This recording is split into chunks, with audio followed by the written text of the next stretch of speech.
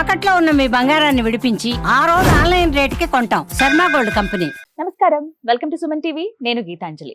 విశ్వావసు నామ సంవత్సరంలో ద్వాదశ రాశుల వారి జాతక ఫలితాలు ఏ విధంగా ఉన్నాయో తెలుసుకుందాం. వివరించేందుకు ప్రస్తుతం మనతో పాటు ఉన్నారు శ్రీచక్రపీఠం వ్యవస్థాపకులు, ప్రముఖ జ్యోతిష్య పండితులు బ్రహ్మశ్రీ ప్రదీప్ జోషి గురువు గారు. వారితో మాట్లాడదాం. గురుగారు నమస్కారం అండి. శ్రీ గురుభ్యో నమః. శ్రీమాత్రే నమః. విద్యుద్ధామ సమప్రభాం మృగపతి స్కంధస్థితాం భీషణాం కన్యాభిక్కరవాలకేట విలసదస్తాభిరా సేవితాం హస్తైశ్చక్ర గదాసికేట విశికాంశ్చాపం గుణం తర్జనీం బిభ్రాణాం అనలాత్మికాం శశిధరాం దుర్గాం త్రినేత్రాం భజే. శ్రీమాత్రే నమః. శ్రీ గురుభ్యో. మేషాది ద్వాదశ రాశుల యొక్క ఫలితాలు మనం ఈ విశ్వావసు నవ సంవత్సరంలో తెలుసుకోబోతున్నాం. ముందుగా ప్రేక్షకులందరికీ, సనాతన ధర్మ బంధువులందరికీ మీకు కూడా శ్రీ విశ్వావసు నామ సంవత్సర ఉగాది శుభాకాంక్షలు. విశ్వావసు నామ సంవత్సరంలో సింహరాశి వారి జాతక ఫలితాలు తెలుసుకుందాం. ముందుగా వారి ఆదాయ వ్యయాలు ఏ విధంగా ఉన్నాయి? సింహరాశి. సింహరాశికి ఆదాయము 11, వ్యయము కూడా 11. అలాగే రాజపూజ్యం 3, అవమానం 6.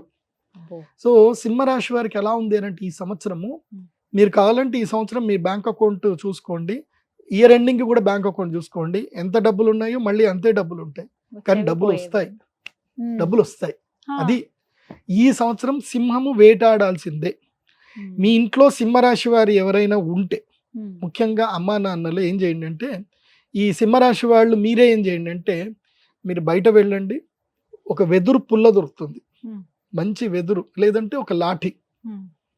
ఇది ముఖ్యంగా యంగ్స్టర్స్ 18 ఏళ్ల నుంచి 40 ఏళ్ల వరకు ఉన్న వాళ్ళు మీరేం చేయండి అంటే, మీ అమ్మగారికి కానీ మీ నాన్నగారికి కానీ ఈ ఉగాది రోజున ఒక లాఠీ గిఫ్ట్ ఇవ్వండి, ఒకటి గిఫ్ట్ ఇవ్వండి.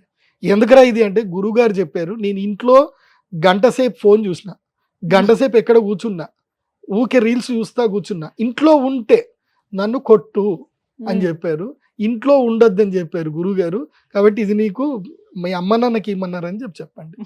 సో సింహరాశి వారు ఇంట్లో ఉండొద్దు.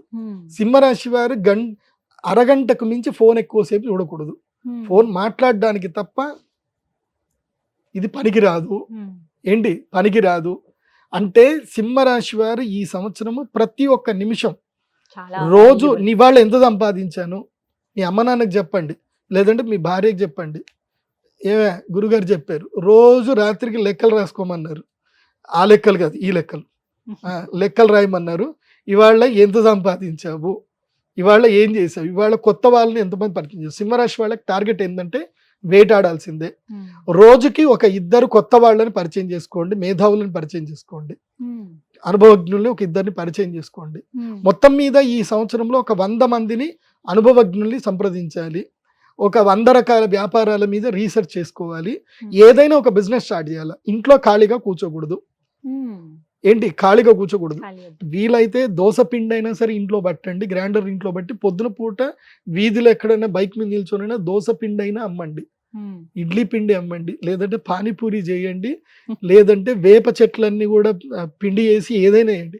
కానీ ఉద్యోగము మీకు నెల తిరిగేసరికి ఆ శాలరీ మీ జేబులో నుంచి ఖర్చు అయిపోతుంది అని అంటే, సేమ్ పుష్ప డైలాగ్, నా కాలు నేను వేసుకున్నా తగ్గేదిలే అని చెప్పి ఉద్యోగం మానేసి వెళ్ళిపోండి. చాలని శాలరీ ఉంటే మానేయండి, వ్యాపారం చేయండి. సింహరాశి వారు ఈ సంవత్సరం ఎట్టి పరిస్థితుల్లో వ్యాపారం చేయవలసిందే. ఈ సంవత్సరం అఖండ రాజయోగం సింహరాశి వారికి ఉంది. ఒక్క అక్టోబర్ నవంబర్లో చిన్న డిస్ప్యూట్స్ అవుతాయి తప్ప సంవత్సరం అంతా సూపర్ టైం ఉంది. ఈ సంవత్సరం పోయింది అని అంటే మళ్ళీ 12 ఏళ్ల వరకు ఈ రాజయోగం రాదు. ఈ సంవత్సరం అఖండ రాజయోగం సింహరాశి వారికి ఉంది. ఎందుకోసం అంటే 11వ ఇంట గురువు వస్తే ఖచ్చితంగా వాళ్ళకి అదృష్టాన్ని ఇస్తాడు, అందులో డౌటే లేదు. కాకపోతే మీరు ఇంట్లో కూర్చుంటే ఎక్కడికి ఇస్తాడు అదృష్టుడు, ఇయ్యడు కదా. అందుకే నేను చెప్పా, దండం దశగుణం భవేత్. మీ ఆవిడ చేతికేడైనా కర్ర ఇవ్వండి, మీ అమ్మ నాన్నకైనా కర్ర ఇవ్వండి, కర్ర పట్టాల్సిందే. ఈ సంవత్సరం నేను సింహరాశి వారికి చెప్పేది ఏంటంటే, ఒక డైరీ తీసుకోండి, డైరీలో ప్రతిరోజు ఒకటి క్వశ్చన్ ఒకటే ఉంటుంది, ఆన్సర్ మాత్రం డిఫరెంట్ ఉండాలి. స్టూడెంట్స్ అయితే కనుక what I learn today, student దశ దాటితే వాట్ ఐ ఎర్న్ టుడే. లర్నా ఎర్నా రెండిట్లో ఏదన్నా ఒకటి మాత్రం ప్రోగ్రెసివ్ ఉండాలి. అది లేదంటే మాత్రం అమ్మలు నేను మీకు చెప్పేది ఏంటంటే మీ ఆయనను ఉపవాసం ఉంచండి, అర్థం చేసుకోండి, ఉపవాసం ఉంచండి. అయితే తప్ప జీవితంలో బాగుపడరు వీళ్ళు. ఎందుకోసం అంటే సింహరాశి వారికి అహంకారం ఎక్కువ. వాళ్ళు ఏ మాట ఎవరి మాట వినరు వాళ్ళు. నా మాటనే వినండి, బాగుపడతారు. గురుగారు చెప్పారు అని చెప్పి మీ అమ్మలు మీ ఆయనకి వీడియో చూపించండి, గురుగారు చెప్పారు చూడండి అని చెప్పి చూపించండి. సో ఆయన మారతారేమో చూద్దాం. కాకపోతే ఈ సంవత్సరం మాత్రం సింహం వేటాడాల్సిందే, కోట్లు సంపాదించాల్సిందే, ఎంతైనా అది సంపాదించాల్సిందే. లేదంటే రియల్ ఎస్టేట్ అయినా చెయ్యండి, ఏదో ఒక పని అయితే చేయాలి, ఖాళీగా ఖాళీగా అస్సలు కూర్చోవద్దు, రీల్స్ అస్సలు చూడొద్దు. పరిహారాలు ఏమైనా ఉన్నాయా గురుగారు వీరికి? పరిహారం ఎస్, అదృష్ట యోగం రావాలంటే ఆస్ట్రాలజర్ని అయితే సంపాదించాలి కదా. ఇప్పుడు నీకు ఏ పని చేయాలని గైడ్ ఎవడు చేస్తాడు? చేసేది ఒక ఆస్ట్రాలజర్. కాబట్టి గురుగారిని సంప్రదించండి. వెయిటింగ్ పీరియడ్ ఉంటుంది, 15 రోజులైనా వెయిట్ చేసుకొనైనా సరే నన్ను కాంటాక్ట్ చేయండి. నన్ను లేకపోతే మీ దగ్గరలో ఎవరైనా ఉంటే మంచి పండితుల్ని కాంటాక్ట్ చేయండి. అక్షయ తృతీయ రోజు శ్రీ మహాలక్ష్మి యాగం చేస్తే అదృష్టం భరిస్తుంది. మీకు అదృష్టం భరించాలి అన్నా, మీకు ఎక్కడ లేని రాబడి మార్గాలు కనబడాలి అన్నా అక్షయ తృతీయ బెస్ట్ డే. ఎందుకోసం అంటే అక్షయ తృతీయ తర్వాతనే మీ గురువు మారుతున్నాడు, అదృష్ట యోగాలు వస్తున్నాయి. కాబట్టి అక్షయ తృతీయ ఏప్రిల్ 30వ తారీఖు రోజు ఇది ఒకటి కుబేర సంపుటి యంత్రం ఉంటుంది, అది నేను అక్షయ తృతీయ రోజే ఇస్తా, వేరే రోజు ఇవ్వను నేను. మీరు తర్వాత వచ్చే 1,00,000 రూపాయలు పెడితే ఇస్తా. అదే అక్షయ తృతీయ రోజు అనుకోండి 35,000 ఇస్తే చాలు, యంత్రం ఇస్తా. అది కాబట్టి అక్షయ తృతీయ రోజు కమలాత్మిక సంపుటిత యాగం చేసుకోండి, అదృష్ట యోగాన్ని వరించుకోండి. చక్కగా వివరించారండి, ధన్యవాదాలు. శ్రీమాత్రే నమః.